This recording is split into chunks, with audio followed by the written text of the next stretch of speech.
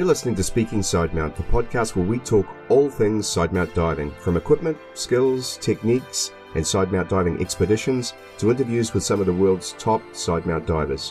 Whether you're new to sidemount, been sidemount diving for years, or just want to know more, this is the place for all things sidemount. I'm your host, Steve Davis. Let's get wet.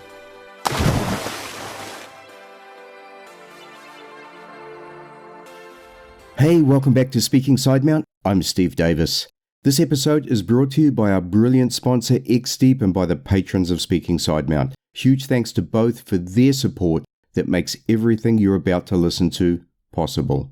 Now, many of you will be aware of the environmental issues and development pressures that are being experienced on the Yucatan Peninsula, in particular the area spanning from Cancun to Tulum. This area encompasses the largest cave systems in the world, many of which are also of huge archaeological and environmental significance, playing home to rare species of flora and fauna, Mayan artefacts, and geological features dating back millions of years. On top of that, the caves are aquifers that carry the water supply for all life in the region, including humans. Development pressures and the lack of adequate development controls have already damaged the region, but more recently the Mexican government planned to build a train loop from Cancun to Tulum directly through the pristine jungle and above the precious caves of the region has caused huge concern and opposition. Known as Tren Maya, the train was originally planned to run along the highway, meaning its impact would be manageable. However, following opposition from the hotel industry, the government decided to move the train many kilometers inland through the jungle and yes, directly over some of the best flooded caves on the planet. All cave divers should be concerned about this, but more than that, the loss of jungle habitat, endangered species, and the ongoing and increasing damage to the water supply should worry all of us. Now, I've covered this topic in other episodes, notably episode 36, Somos los Cenotes, with Philip Lehman and Natalie and Vince of Under the Jungle, and also with Alessandra Figari in episode 77 and with Robbie Schmittner in episode 85. But when Stratus Cast provided an introduction to Jose Urbina Bravo, or Pepe Tiburon as he's known, I took the opportunity to meet with Pepe and find out more. In this episode, Pepe takes us through the background and history of Tren Maya and then describes the issues and terrible outcomes likely if this project is allowed to continue. He speaks not only of the damage caused by the Tren Maya project itself, but also of the cancer that will result in terms of additional development surrounding the train and environmental damage in these last remaining pristine jungle regions of Mexico. Pepe updates us on his progress, including winning a legal injunction to stop the project before this was overridden by the government. He talks of the ongoing battle to oppose the project and his recent trip to Mexico City to meet with the government face to face. But Pepe also provides balance to the discussions, with ways in which development might occur in the region where technology and modern techniques might reverse current issues and allow for responsible development in the future. Lastly, Pepe shares with us ways in which all of us who love this region and care about the environment might assist and support the fight to oppose the Tren Maya project in its current form. So sit back and join me with Pepe Tiburon in this episode of Speaking Sidemount. And we are recording. Hola, Pepe. Welcome to Speaking Sidemount. Nice to meet you. Thank you very much, Steve, for this space to talk about the Mayan jungle. Well, listen, it's great to have you on the show, and you're renowned as an environmentalist and could I even say an activist fighting for environmental issues. And many of my guests have raised your name personally with me, Alessandra Figari, Stratus Cast in particular. And many of us are aware of the issues at the moment on the Yucatan Peninsula in particular. But can you tell us to start with just a little bit about yourself? Okay, I'm Jose Urbina, Pepe for all my friends. I'm Mexican. I travel around the world for about 8-9 years. So I learn English from people who doesn't speak English, so I apologize for problem. For the weird accent, and sometimes I just make up words. And I learn a little bit of everything. You know, I learned to ski in Europe. I actually thought I will become a skier and living in the mountains. Diving was just like a hobby that I was doing instead of being a bartender in summers in Ibiza, right?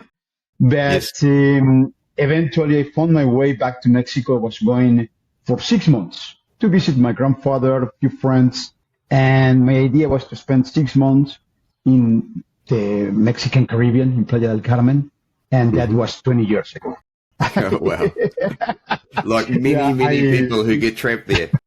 Yeah, well, diving there at the ocean is something else. So for an instructor was beautiful. But I really thought I was going back to the mountains. And then I become a cave diver. And that was it. I fell in love. And many times I hear that story whenever I interview someone, not generally people from Mexico, but a lot of the foreigners who now make that their home. Exactly the same thing. They travel there, they decide they're going to do a little bit of cave diving or a little bit of diving in cenotes, for instance. And then all of a sudden it just captures them. They become cave divers. And now many of them are living there and doing great things in cave diving and cave exploration. Now, we talked about the environmental side of it. I know that's what you're involved in. And I think that's what we really want to make the subject of this episode, is to give you the opportunity to talk about some of the really serious issues that are going on in this region that we all love and hold very dear to our hearts. And this is your homeland. So I'm really interested in your perspective of what's going on environmentally in Yucatan and why it's such a huge problem. Well, we have to begin with the whole region is being under the decisions of people who do not care about the environment. They care about how much money they can make from the environment. So at the beginning, they have the excuse that we didn't know much, like in the 70s when they create Cancun, they couldn't care less. They just start building everywhere. They took over the reef, they took over the lagoon, and they didn't have much. The warnings about catastrophe with the climate was like too far. Unfortunately, these people is the same people who keep taking decisions today. And now we don't have the ignorance excuse. We know better. We have learned of all the damage we have made to the world in 50 years. We have destroyed more than any other generation of human, right? So I have to be honest with you. Sometimes I feel a little bit uncomfortable or selfish when people call me environmentalist or an activist, because for me, it's just how I was raised. My family teach me to not throw garbage on the street, to not throw garbage, to keep it around me clean. And but even so, the biggest motivation I have to defend the jungle is not because I'm so worried about the environment per se. It's my home. I fell in love with that place. My son is from there. So I find very difficult to understand when somebody is like, what do you care? Where were you when they did Cancun, when they did that? I was somewhere else. I don't know. Now that I'm here, I'm taking care of the jungle of defending my home, and I'm doing it with knowledge. I'm not doing just because it's better for me. I just showing, and I've always been very careful with this. It's not an opinion what I share when I go to the chamber, we call it Cámara de Diputados. It's like the chamber of the government. Or when I go to media, I put their knowledge, facts. This is the peninsula of Yucatan. This is how it works. This is karst. This is water. And this is halocline. And for us, that we grow up doing cave diving, that we went from back mount to side mount, we see this, we go in that, and we feel excited about, this person have just connect this system with this. And for us, this is amazing, right? Like, I cannot believe Patrick is doing that. Yes. For us, that's our common life. But for the rest of Mexico, for the rest of the world, they know more about the Everest than they know about what a cenote is. So they just don't understand. So at the beginning, cave divers, people who wasn't the cave divers, just people who live there, that just will go for a swim to a cenote, academics, teachers, lawyers, that fell in love with the area. We thought it was a problem of ignorance. So we start sharing knowledge everywhere we could. Like, listen, this is not a good idea because the jungle is made of cars and there is water there and everything we're going to do. And when people told us, okay, but your house on the highway, exactly, because my house, your house, the highway has already impacted the area. We have to correct what was wrong made, fix it, and preserve what is still intact. It's very important. We preserve that. So I understand my house was a problem in my moment. I'm going to try to do the best as I can. Let's fix the highway, preserve the jungle, the source of the fresh water that you drink, clean. And we, in one moment, we have, I was the one with we call this legal resource, it's like an injunction. It's called amparo. Is you go to a judge and you show that a government or a company is not respecting the law. So you ask the judge, hey, this is not right. Let's stop everything until we'll put everything clear. So a lot of us represent this kind of legal resource. And mine was the first one to go against the train. They stopped the train. Then there were several more from other divers as well. And then in that moment, we were very happy. We thought, okay, the law is backing up the science. Now, science and law together, we have to stop this. Unfortunately, wasn't ignorance what was putting the train on the jungle, so science had nothing to do. And the law was very easy to break when a project is put in there by the same government. So they decide to break the law. They went through with the project. They claimed it was a matter of national security, and they start working, throwing trees down. Even when the same government have promised before that they will not cut one tree. So they start doing it. And this fight, this defense, become kind of a crazy adventure because, like the Quixote, because everybody was saying like, I'm sorry, you lose. This is the government. They are stronger than you. They're going to make it happen. But for the people who truly love the area, we found in that even a bigger reason to stand up and raise our voices. Because we know that this train in the jungle is only the beginning. It's going to bring more develop. It's going to bring this idea of the tourists come for swimming pools, for hotel rooms. And we lost the perspective that the tourists came for the beauty of our natural resources. So that's what we've been doing. Of course, you're talking about the train. So this is Tren Maya, the project. And am I correct in saying the original plan for that project was for the train to run along the highway? And you've already mentioned that, yes, the highway's already built. There's several hotels on the ocean side of the highway. So that's already built and this development was made. And there was less opposition to the train when it was running on the highway. However, there was opposition to that from the hotels, which then led to it being pushed into the jungle. Is that a correct view of what's happened? Yeah, it's very interesting because at the beginning, the train is gonna run from the peninsula. Is made by several states. So the idea of the train, which we have nothing against trains. Trains are great, So when people answer our claims with the benefit from the train, it has nothing to do with it, right? Yes. So they want to join Chiapas with Tabasco, with Campeche and Yucatan and Quintana Roo. That's also the states which is going to be joined by the train. It's an awesome idea. Now you have to do it right. So I know they divide the project in different parts, which is actually illegal from the Mexican law, the environmentalist Mexican law. You cannot do that. If you have a project, you have to present the whole project and the mitigation for the damage of the whole project. They bend the rules because they know that there is nothing against them. So they divided in 7 sectors. So 1, 2, 3, and 4, they had a lot of social problems because many people who live there from cities or from the Mayan communities wouldn't really agree with what was happening.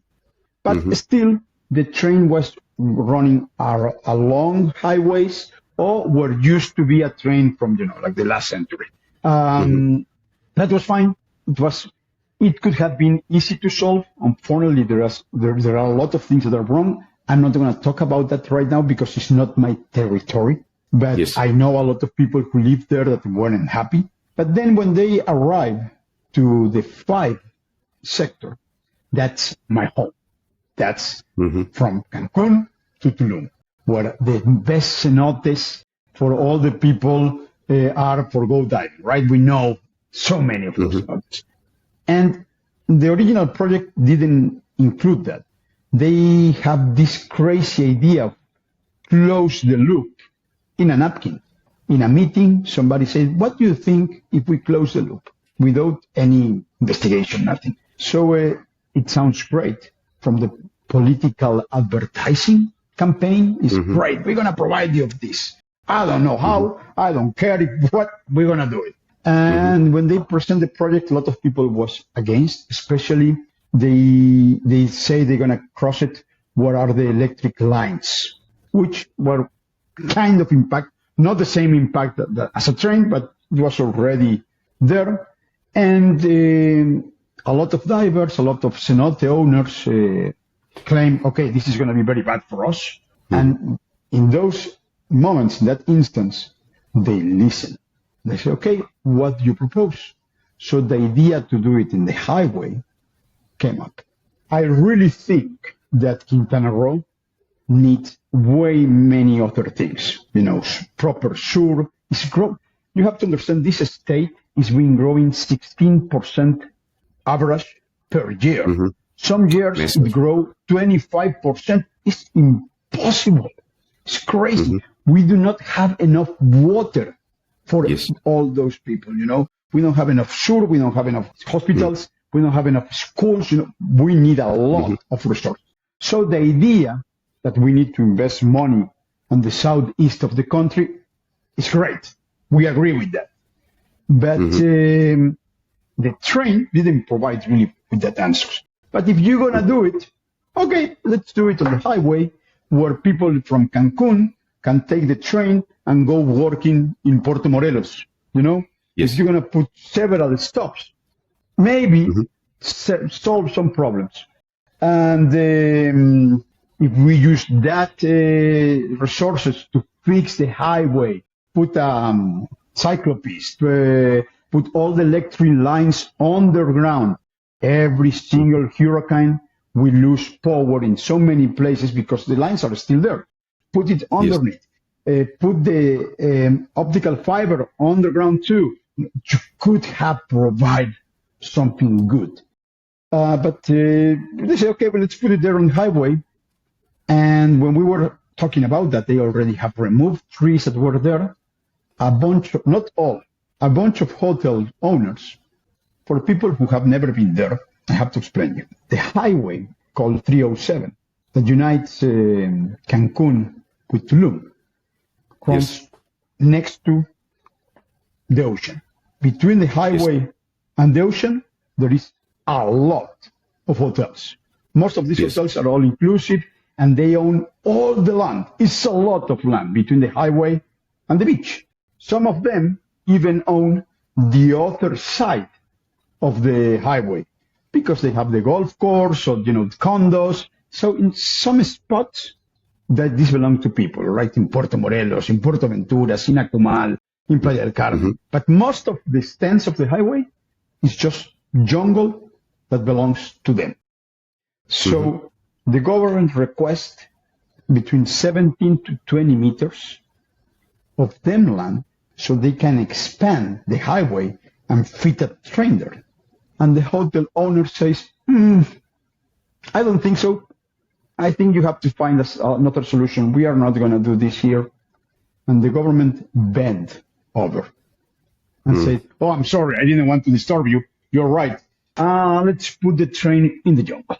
And they moved the project 7 kilometers into the jungle, where there is still original jungle. And I know many people in Europe and around the world, they picture Mexico two ways.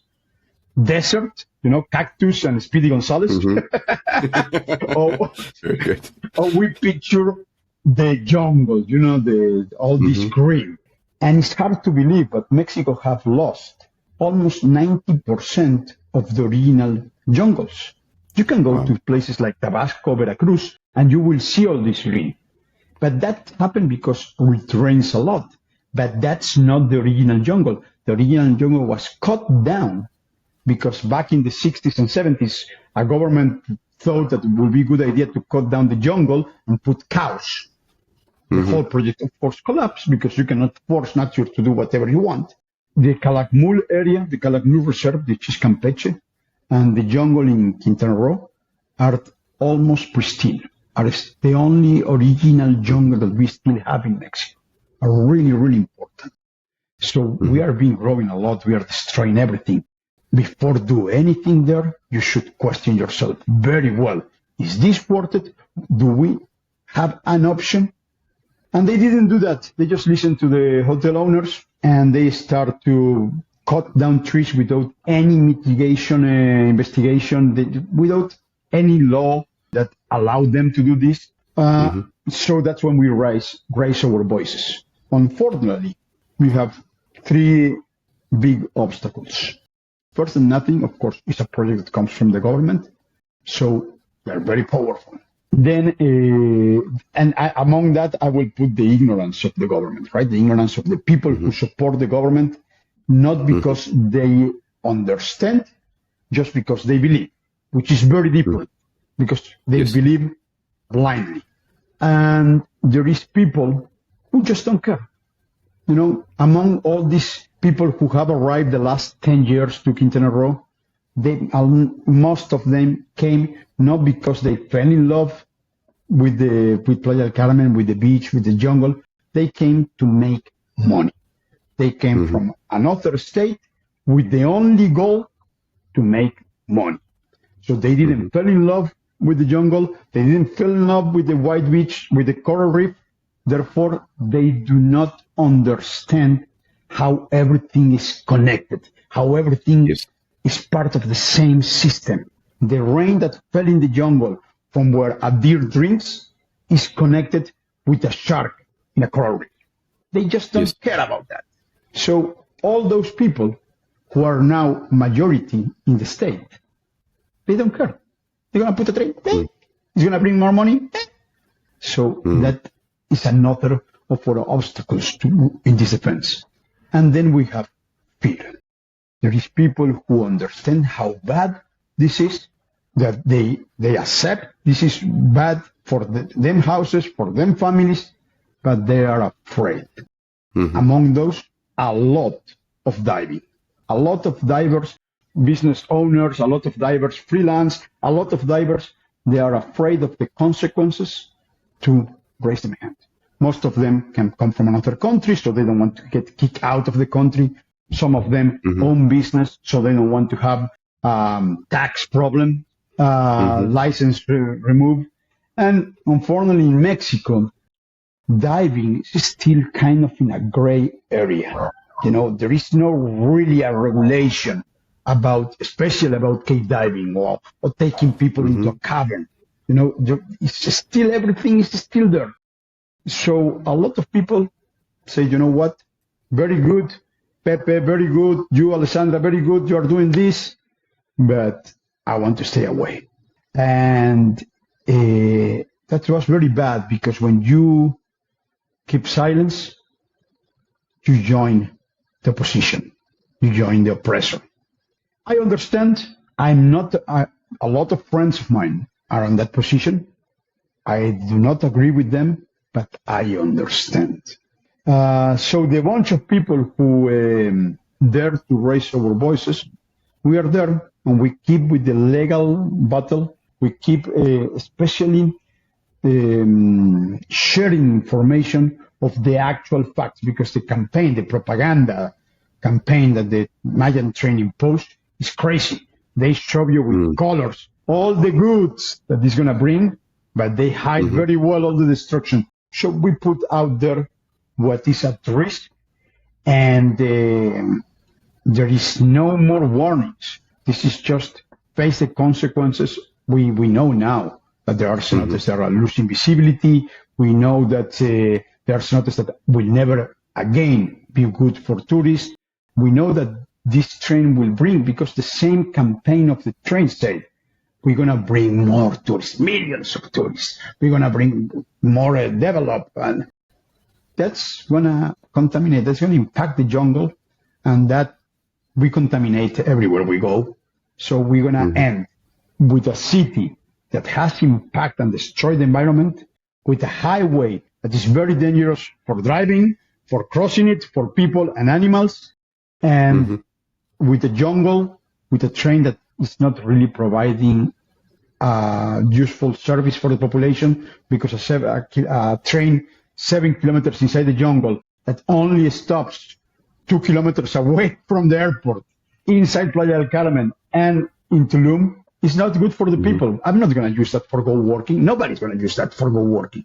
So what we are paying in environmental cost will never be compensated for any kind of goods that you can picture this train will bring.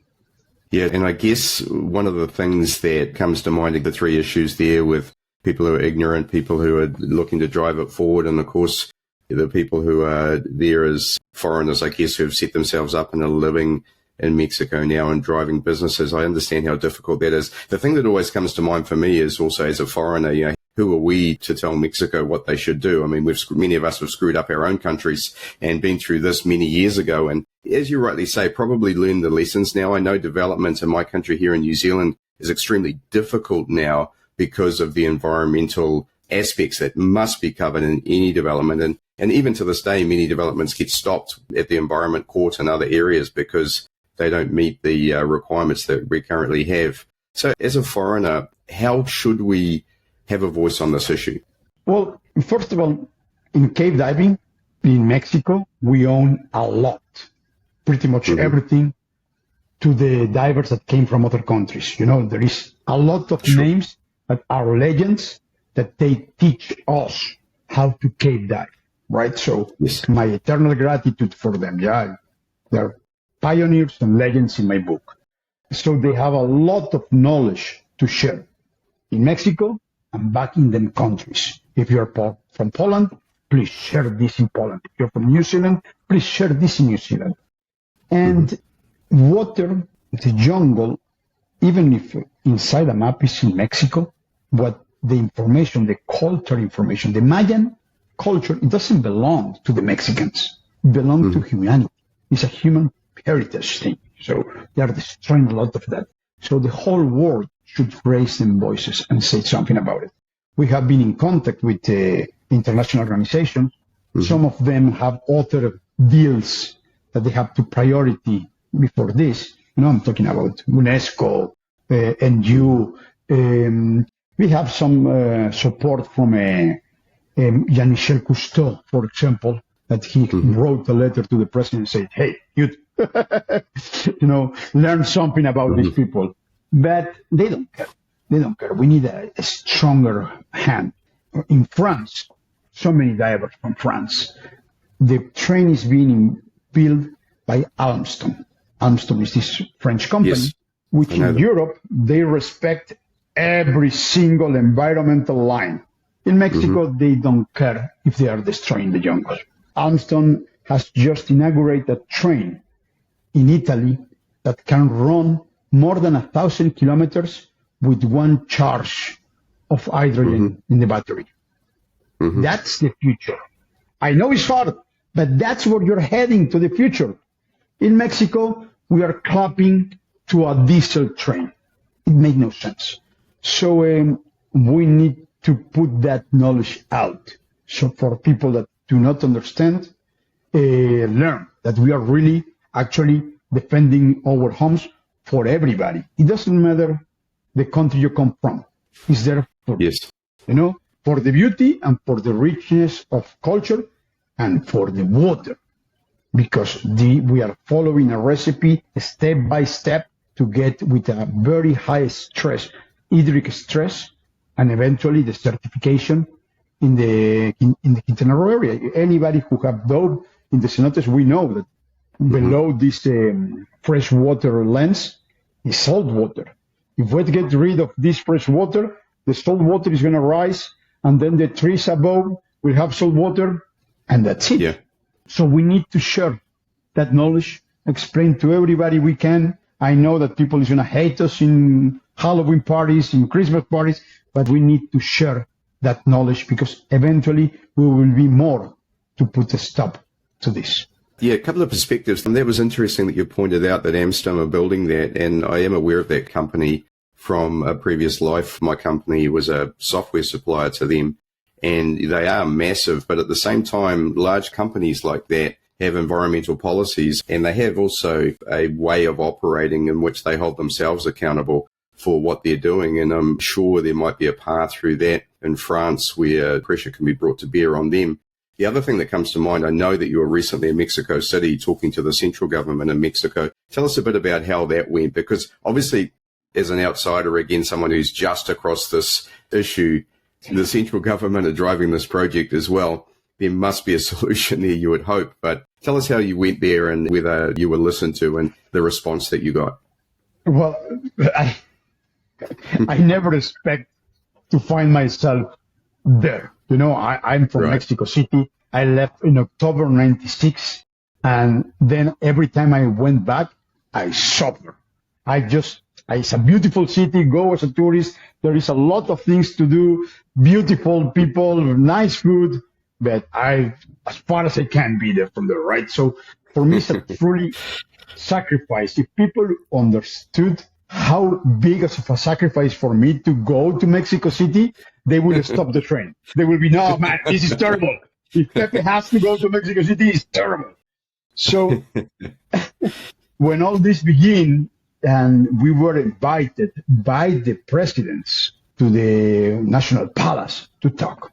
There were 10 experts, specialists to talk to the president. The idea was that the president will explain us why it was right. So we went over there with a file like this, with a lot of geological information, anthropological information, archaeological information. We went there really to expose, to put our knowledge at them service. I was very humbled to be invited because anybody in Quintana Roo knows that I'm a average, poor cave diver, you know. I still have problem with my side mount configuration and everything, right? But I think everybody does, though. Fair enough, I agree. We are always working with this, moving this to the side. But I went there because my injunction was the one who have refraining the train, right? And they were saying terrible things about me. Like I was paid by Escaret. I was paid by the United States. I was paid by the Prince of... you know, everybody say have a version, and all of them were a big lie, right? So we went there, and the day before, that meeting was canceled with no really explanation. To tell you the truth, when we went there, I thought it was a whole part of the show, like they have already realized how difficult it was to build a train in the jungle. So they were inviting us over to make us part of the show, saying something like, oh, we have listened to the specialists and we will take out the train from the jungle because we are a government who listens. I thought that was part of the show. It was totally the opposite. You know, we went there, they closed the door in our faces, and we were there already with nobody to talk. Wow. So we went to in Mexico, we have the Cámara de Senadores and Cámara de Diputados. Both of them are like chambers. In different countries, we have, you know, the low chamber, and they make laws, they pass the laws, and they ensure that the law is respected as well, right? Yes. So we were invited to the Cámara de Senadores, like it's the high chamber, right? And I felt like I was walking into the Death Star. You know, I felt like Luke Skywalker. I could hear the Imperial March. What am I doing here? But there was people who was actually, it doesn't matter the party, but who was actually worried about the environment. And I can tell there was a lot of people, they couldn't care less about the environment, but they cared that we were against a government project. That's how politics works, right?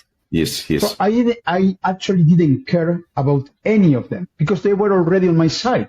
I want to talk to the opposite side. I wanted, because they were the ones I need to convince that they were making a mistake. I always went around with this idea like, I'm your best friend. I'm pointing you a mistake. It's like when a friend of you take your keys away and say, you're not driving home today because you're drunk.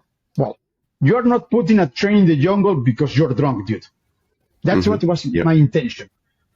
And I went chasing government senadores from the other party, and they were running away from me. Like if I was sick with knowledge. I don't want to be contagious with that knowledge, because then I will be for sure that I'm wrong. I'm not lying. They were running away. I was trying to get closer to them, and they were going away. It was a horrible sensation. A bit. We give a speech. I tried to explain people what a cave diver was, why we knew what we knew, and why it was so important to be listening to. It was a big mess in the media, but they keep destroying it. I went a couple of times more to this chamber to speak with different people. They all listen, but there is no substance. We don't have anything right. Okay, you know what? Let's do this. So they just listen. This last week, I went back, and this time I went for the second time. I went to the low chamber, the Cámara de Diputados. There is diputados that represent every state. So as soon as I walk into the chamber, I asked one of the guys who were with me, that I know he agrees with me. We actually took him to the jungle. He saw the destruction firsthand, right? I talked to him, point me somebody from the government party that is willing to listen. So he was nice enough to take me, and I sat down with a diputada from the government, from the party that is in the government, and for the first time she listened to me. The first thing she said was, I'm not even allowed to say something about the train. And I told her, I understand, but all the jungle that is around the train needs urgently protection. I need you and me to talk. So we came up with a plan to protect all the jungle. I mean, the train for me is like an injury that is at the jungle. We need to prevent infection. Okay, leave there the scar that will be the train. But all that infection that is already growing with hotels, real estate, that is growing around, they want to populate all that area, we need to stop it. I cannot come with the government, from the state government, because the governor is like a promoter of that. She's all the time smiling and pointing to different projects like that. I need people in the federal government that take decisions to protect the jungle. The government promote, we are creating national parks and areas that are protected. Yeah, that sounds very good in paper, but there is no money to give resources. There is no people who's protecting that. I know this example I'm going to give you make no sense for you, but it was very low, the budget that we used to have. We used to have about 60 to 70 pesos per hectare, for 1,000 meters square. For taking care of that area. That was in the past. And that was really low. Today, we have 7 pesos per hectare. So they are creating more protected areas, but they are not paying anybody to ensure that are protected. So it's all paper and nothing certain. So I talked to her, and we still have a commitment to have more meetings and give more information. So I hope this makes a difference, because to make enemies is really easy. The government every morning point to enemies. Make enemies is unbelievably easy. And what we need is allies. I don't even need friends. I need allies. So find something in common and then working together to make it happen. So I think that's the path we have to follow. Stop making or pointing to the enemies, finding what we have in common and work with. Yeah, Because I guess the perspective is as soon as you tell them they're wrong, all they want to do is defend themselves as well. And I imagine there's a massive PR machine. I think you've alluded to it earlier as you were starting to create some progress there, that there's a fair amount of PR going on around the project from the government in terms of what they see as the positive aspects, ignoring the negative aspects of it. That must be very tough. I don't remember any time of my life where I faced things without really knowing what I was facing, but with so much certainty that I was right. You know, when you're a teenager and you have no idea what's going on, but the truth is that you don't know what you have to do. In this case, I have most of the time no idea what I'm facing. You know, I was never trained or prepared to walk into the Senado, you know, or to walk into to talk with a president. But in this time of my life, thanks to all the training as a cave diver, to all that love that came from diving in this beautiful water to see, I try to explain people, like for you it's just rocks. But when you're there and you can see this fossil and you understand that that was the bottom of the ocean before humankind was even a project, what you feel overwhelms you. That's the fuel I'm using to be standing up here. That's the fuel I used to go to freaking Mexico City. Right? So I'm facing the unknown, but for the first time, having the total conviction that I'm right, that I have the facts to show that I'm right. So obviously you've now met with the government. You've at least got someone who has listened to you a little bit, perhaps. Where do you see this going now? What are the steps forward from your point of view? Or where do you see this proceeding? Obviously, I think you said it looks as if the train's going to happen and there isn't much that we can do to stop that. Well, I don't think they're going to end when they promise they're going to end, right? They are not going to finish, right? It's impossible. The train is ready in 2 months, in a month. They promised December. Yeah. So in my wildest dreams, they stop in Cancun and all that is being built is going to stop for the new government to evaluate what's the best way to correct this. Are we taking out the train from the jungle? Okay, we invest already too much money. How are we going to really mitigate the damage? What we have to do, you know? And then, as I was telling you before, there are 7 sectors. This is sector 5. It's urgent. It's mandatory that sector 7 never happens. That must be removed, stopped, erased from any mind that that's a good idea. That's terrible, terrible. So I hope we have collaborated, that the sector 5 protect a little bit some of the cenotes, protect a little bit of the archaeological sites, you know, because we expose them. You know, they are going to destroy this. So they have to change, right? So we delayed a lot this part. Nature delayed them a lot because it's not very easy what they're doing. So if we are lucky, this will be enough for a new government to, it doesn't matter the party, a new administration, to evaluate what's going on. Even the economical matter, you know, like, okay, what we are building is going to be unbelievably expensive, so let's see how can we make this work. I hope that. But if they're going to keep building the train, we really need to ensure that it doesn't infect the jungle with all the other developments. There is people who is all what they are thinking right now. I can cut the tree, the jungle in parts and sell it. They are now with a project that they want to put from Carrillo Puerto to the reserve of Siancan, our new road. And in paper, it sounds great. You know, like, okay, they are trying to help people, you know, to get, but in reality, because we know where they come from, what they want is an access to explore Siancan Reserve. And the environmental importance of this reserve has no limits. You know, it's mangrove, it's where a lot of species reproduce, it's a lot, the reef, the Caribbean reefs are dying.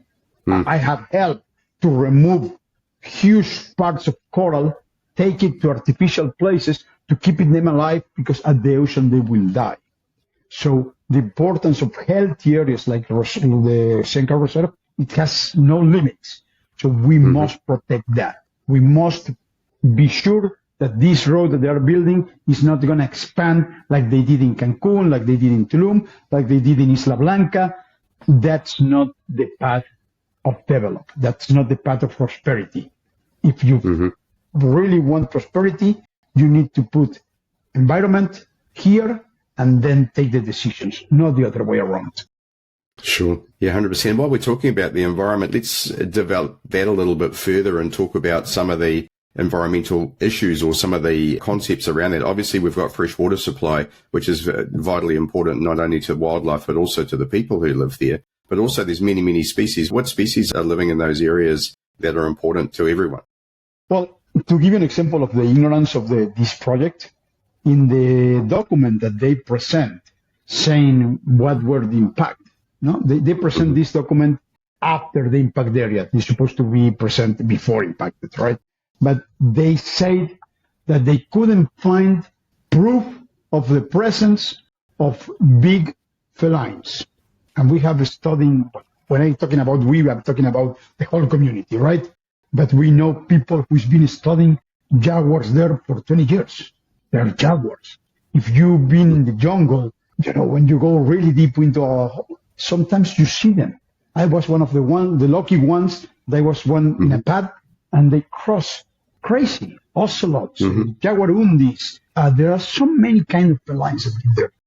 And if there is a healthy population of these felines, that means that everything else is protected. So there are, I think, 120 mammal species in the Mayan jungle. Among these mammal species are bats.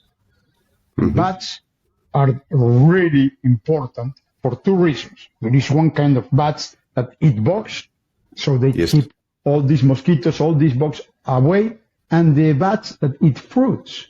And it's because of them that we have so much green, so much richness on this jungle, because they fly by millions every night spreading these seeds. So they live from the trees they are cutting down, and they sleep on the caves that are being impacted. Those species are very important. And of course, we need to, it's not only the big trees, because of course it's horrible what they're doing with all the trees and the ecosystemic service they have, but I have learned now, because I understand what is damage, but there is mushrooms, all this universe of mushrooms and fungus and this that live in the jungle. They provide an ecosystemic service that goes beyond the common knowledge. And all that is be sweeping away. So the consequences of all the damage we are doing goes to the big mammals and to the bugs and to fungus, right, to us, mushroom. So it goes beyond what we understand. And let's not talk about species that are protected, like the Dama Blanca, this little white fish that is blind, or the Anguilla ciega, the blind eel. We are losing a lot, way more than anything this train can bring us. Yeah. And so you've talked about your vision, obviously, that this project gets stopped.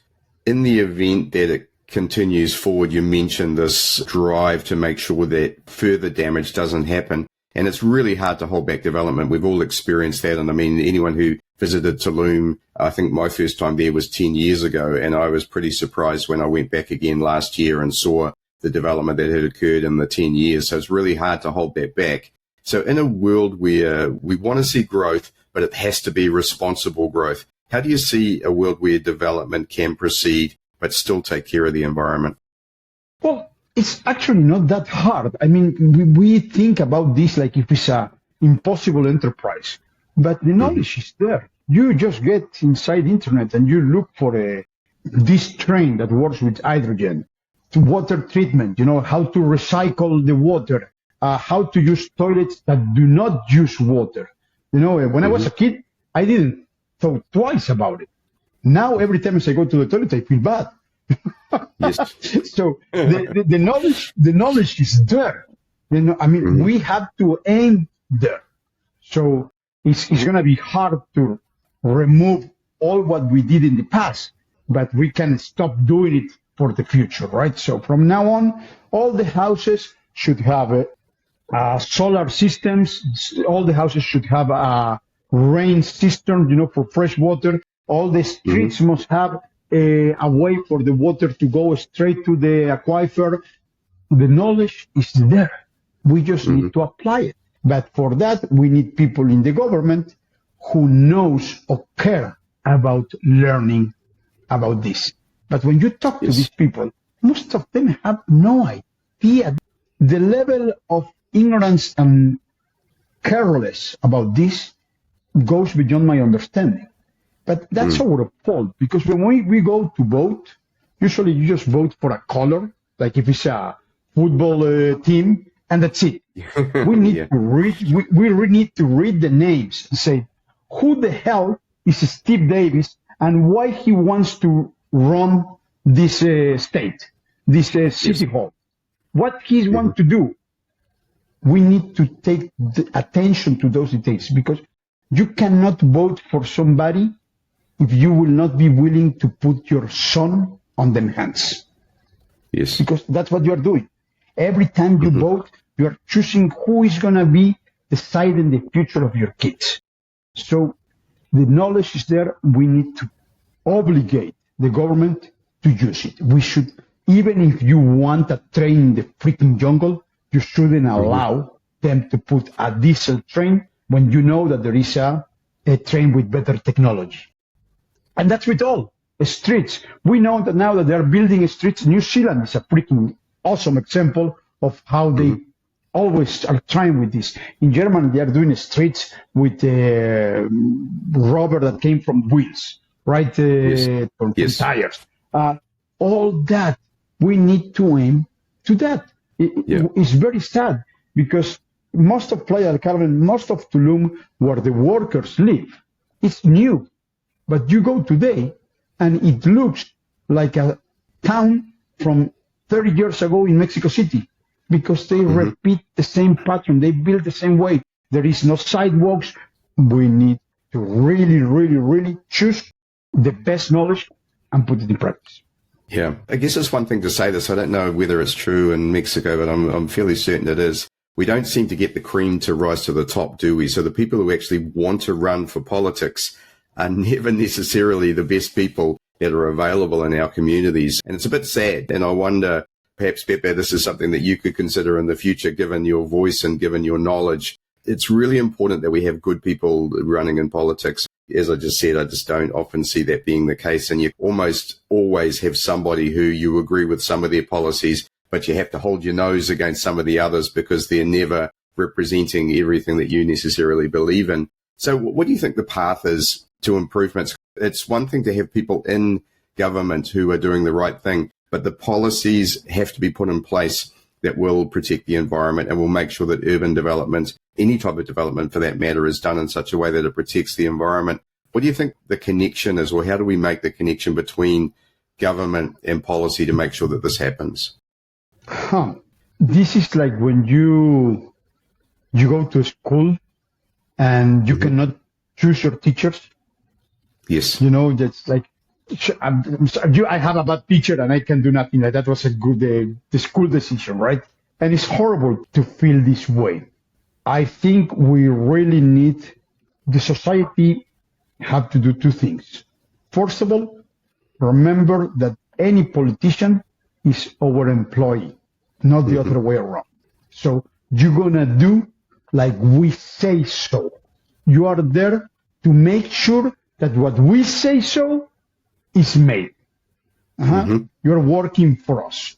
Playa del Carmen is an awesome example for me for that, for how we put together at the beginning of these meetings.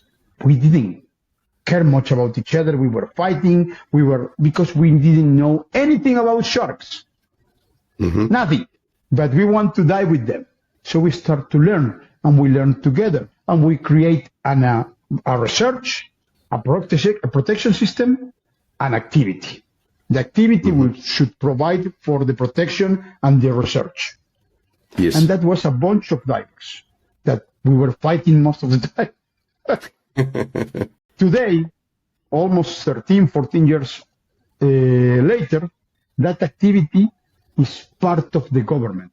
The manual that we wrote, really, I took that manual and said, it's correct with my own hand.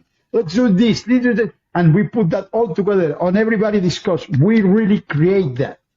That manual today is being absorbed by the CONAMP. That is the government secretary that have to protect these areas, right?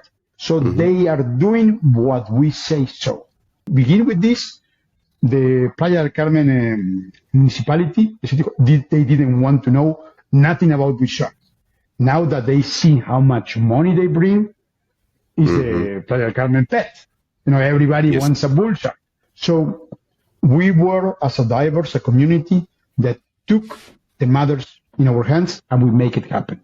We have to do that with every single fact. So, and we need to push people we trust to run for those positions. Yes. I know that there is people who can be a great teacher for me, and I couldn't choose them to be my teacher. I choose you now to be my representative on the camera. So we need to give them support.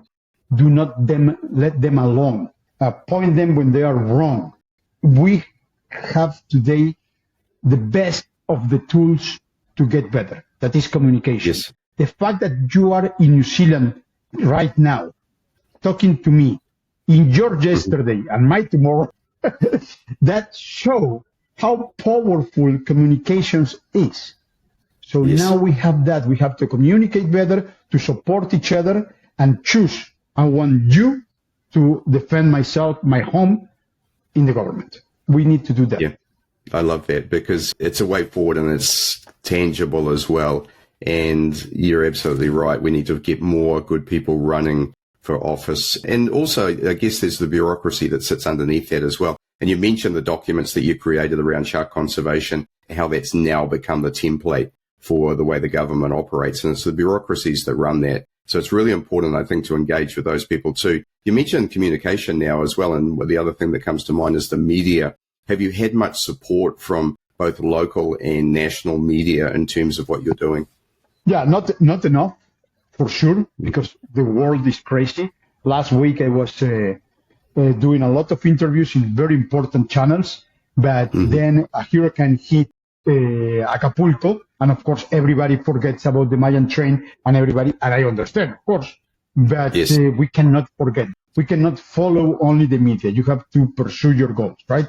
But we talk with Al Jazeera and with the New York Times. I talk with BBC and with the Chinese TV. We were everywhere. I wrote an article for the Washington Post. Amazing. Amazing. So the opportunities to communicate are there. We need to have the right facts and the right way to do it. And we also have to be very careful because it happened to me that more than once, media program that have some inclination to a political ideal or figure wants to use our position for their agenda. And that's not what we want. Water is not a political party. Jungle is not an ideal. So we have to be very careful with that. But I'm willing to go wherever they need it. I'm talking to everybody. I don't put any stop. I don't care what's your position. I care about mine, and you're going to listen. So if the president wants me to talk at his son's birthday, I will go. I just want to be listened. Fantastic.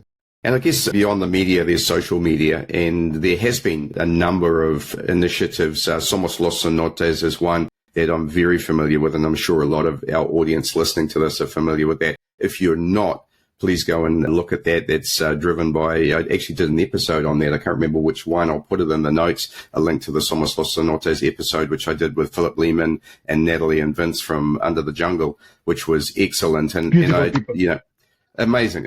And also Skanda Caulfield, who's been a guest on the show many times, does a lot of videography with Philip on that as well. So these are great people, great divers who are trying to expose what is under the ground to those who are not able to see it, which I think is amazing. From a social media point of view, what would you like to see happen beyond what I've just mentioned there? I would like that when people insult me, it came with arguments, because Yes. if they insult me and I know that are empty words, nothing happens. I don't care, But if it came with an argument like, Pepe, you are an ass because this, and this is an opportunity for me to learn. And oh, I didn't see it that way. It's true, I'm an ass. Or maybe they give me the opportunity to explain them why I'm not an ass. Look, this is why I'm doing this. I want that. But most of the time when we get all these insults, they are just repeating without understanding. So it's empty word. And this happened with common people in social media and with the government that never dared to step in the jungle with us to explain us why we were wrong, right? There was always empty words. So I want that people pay more attention to the facts than the people who are saying it. I'm not good looking. I don't have a lot of charisma. My English sucks. But what I'm trying to transmit to you is really important. Please, get above me. Don't worry about me. Listen to what the jungle is trying to communicate, right? That's the important thing.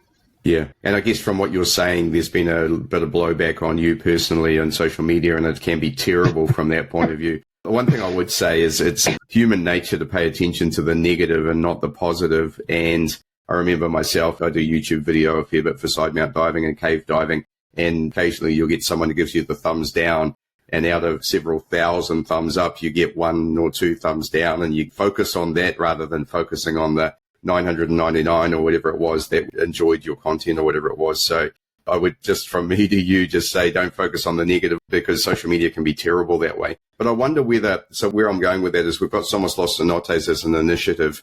I wonder if there's some other things we can do. And certainly for my audience, I'd love to be able to give them something that they can do in terms of supporting this from, in many cases, from afar, because the audience of Speaking Side Mount, there's a huge contingent in America. There's a lot in Europe and a lot in Asia. And yes, through the Mexican Yucatan area. And so the locals obviously are very aware of this, but those of us who are further away, is there a place that we can go to support this? Is there a place that we can go to learn more? I found your own personal Facebook page and now follow you, which is awesome. And so I saw some of your exploits in Mexico City. Where should we go to look to offer our support and our voice to support you in what you're doing? So, my page in Twitter or Facebook is Pepe Tiburon. Tiburon means shark. So it's because of what we were doing with the sharks in Playa del Carmen.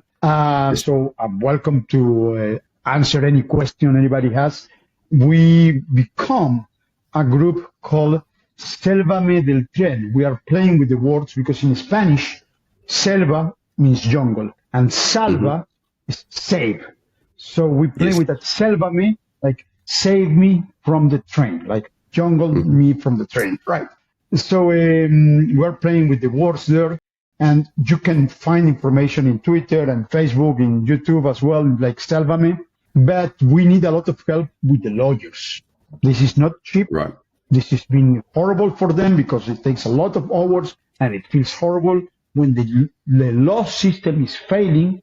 So organizations, I will pass you the link of SEMDA. Yes. They have been fighting, defending the environment for many, many years. It will be very good. DMS in Quintana Roo. They helped to stop Tajamar. That was another ecological disaster in Cancun. And they have helped. They need the case we have against the Mayan train in the jungle. They need the resources. They need resources even for photocopies, So I pass you the links. They will be very happy if they get some support. And then, there is so many other organizations, Mushimbal, Crips, that are Mayan communities. They need more ears to be heard and more resources. Awesome. So I'll get you to give me those links, and we'll post those links with everything that we put out on this. So typically there's some links that go out with the podcast release itself through Apple Podcasts and all of the podcast channels, but also we'll use that for our Facebook page and anything that goes up on Instagram as well, so that we can make sure that anyone who wants to follow on and learn more and perhaps learn how we can support this and perhaps even share information so that perhaps we can even get something a little viral going there where this information gets out. I'm looking at your page right now, and you recently won an award for what you were doing with the National Communication Award for 2023. So congratulations on that as well. And these sort of things can help, can't they?